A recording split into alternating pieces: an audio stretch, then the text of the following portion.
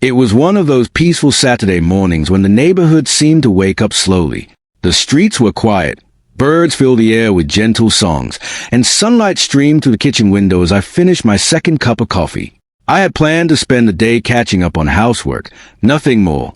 Just as I stood to rinse my mug, a soft knock echoed through the house. It wasn't impatient or loud, just calm and respectful. Curious, I opened the front door and froze for a second. Standing on my porch was Jason, the nephew of one of my oldest friends. The last time I'd seen him, he had been an awkward teenager with messy hair, constantly rushing off with his friends. Now he stood confidently before me, taller, mature, dressed casually, and holding several grocery bags in both hands. A warm smile spread across his face the moment our eyes met. "Good morning, Mrs. Harper," he said kindly. "I was shopping nearby and thought I'd stop in. I brought a few things you might need." I blinked in surprise. "Jason, you really didn't have to do that." He shrugged with an easy smile. "Maybe not, but I wanted to. My mom always taught me that if someone has shown you kindness throughout your life, you never forget it." His words caught me off guard. For years I had helped neighbors, friends, and relatives without expecting anything in return. I never imagined anyone remembered those small moments. Stepping aside, I invited him inside. Together we unpacked the groceries, placing fresh vegetables, fruit, bread, and soup cans neatly across my kitchen counter. The room felt strangely alive again. We worked quietly, comfortable without needing constant conversation. It had been a long time since someone shared such ordinary moments with me. When everything was put away, Jason leaned against the counter and looked at me thoughtfully. "Can I ask you something?" he said. "Of course." He hesitated before speaking. "How are you, really?" It wasn't the usual polite question people ask before changing the subject. He genuinely wanted to know. I looked toward the window, watching the breeze move through the trees outside. "I've been keeping busy," I answered carefully. "The house keeps me occupied, and there always seems to be something that needs doing." Jason smiled gently but didn't look convinced. "That's not what I asked." I laughed softly, realizing he had seen right through my answer. After a long pause, I admitted, "Some days are harder than others. The house feels awfully quiet now. I've gotten used to handling everything myself, but that doesn't mean I enjoy it." He nodded with understanding instead of sympathy, and somehow that felt even more comforting. "You know," he said, "being independent is admirable, but carrying every burden alone isn't necessary. People who care about you want the chance to help." His words settled deep inside me. For years I had believed accepting help meant admitting weakness. I'd always been the dependable one, the person everyone leaned on. Somewhere along the way I had forgotten that even strong people needed support sometimes. We moved into the living room where I served tea and a plate of homemade cookies I had baked earlier that week. Conversation flowed naturally as Jason shared stories about his job, his family, and the challenges of starting a career. I listened with genuine interest, surprised by how thoughtful he had become. The energetic teenager I remembered had grown into a patient, compassionate young man who spoke with quiet confidence. Before leaving, Jason stood near the front door and looked back at me. "Mrs. Harper," he said sincerely, "if you ever need someone to drive you somewhere, fix something around the house, or simply sit and have coffee, call me. I mean that." I smiled gratefully, though part of me still wanted to insist I could manage alone. Instead, I simply nodded. As I watched him drive away, I realized the house didn't feel quite as empty anymore. Sometimes the smallest act of kindness arrives when you need the most, quietly reminding you that you're never as alone as you believe. Jason's visit stayed with me long after he drove away.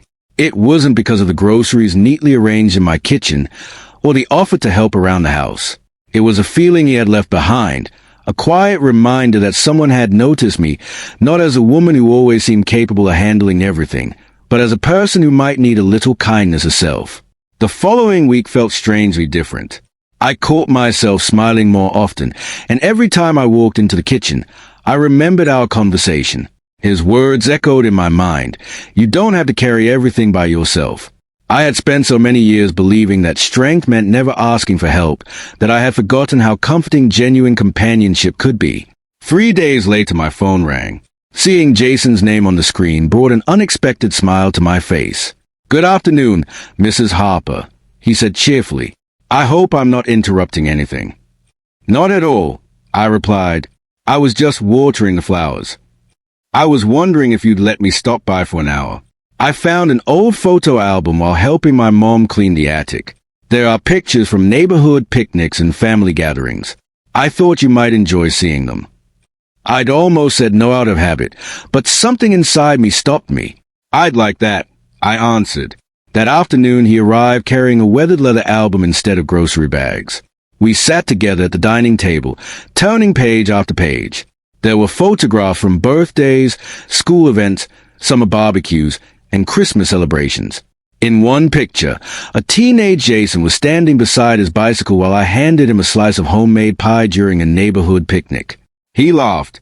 I remember that day. I had fallen off my bike and ruined my afternoon. You sat with me until I stopped feeling sorry for myself.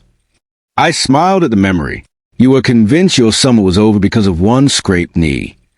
You told me that every scar becomes part of a good story. I chuckled.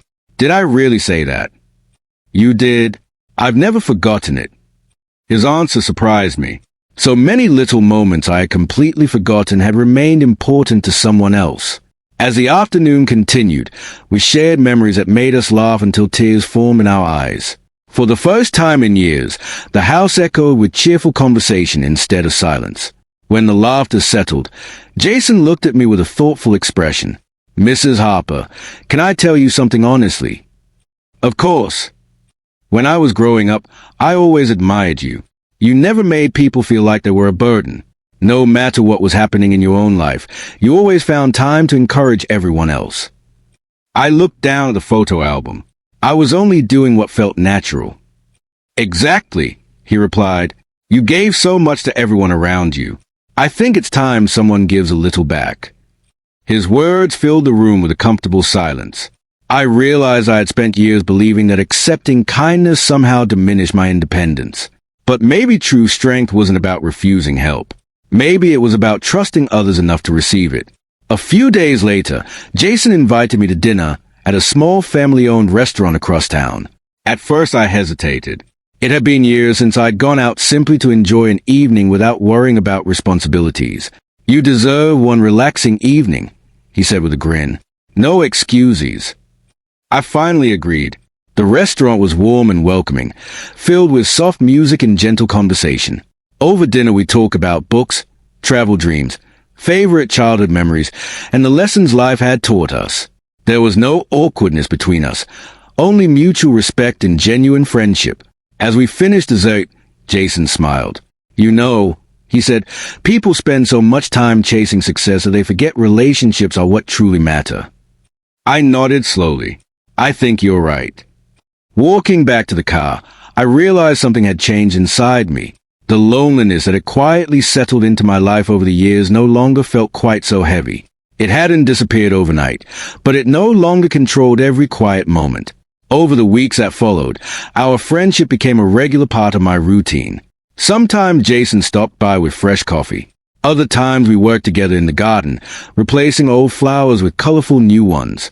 On rainy afternoons, we'd sit on the porch listening to the sound of falling rain while talking about life. Those simple moments reminded me that happiness isn't always found in extraordinary events. Often it grows from ordinary conversations, shared laughter, and people who genuinely care. One evening, after Jason left, I stood on my porch watching the sunset paint the sky in shades of gold and orange. I realized I no longer felt the constant pressure to prove I could do everything alone. For years I had measured my strength by how much I could carry without asking for help. Now I understood that real strength also meant allowing others to stand beside you.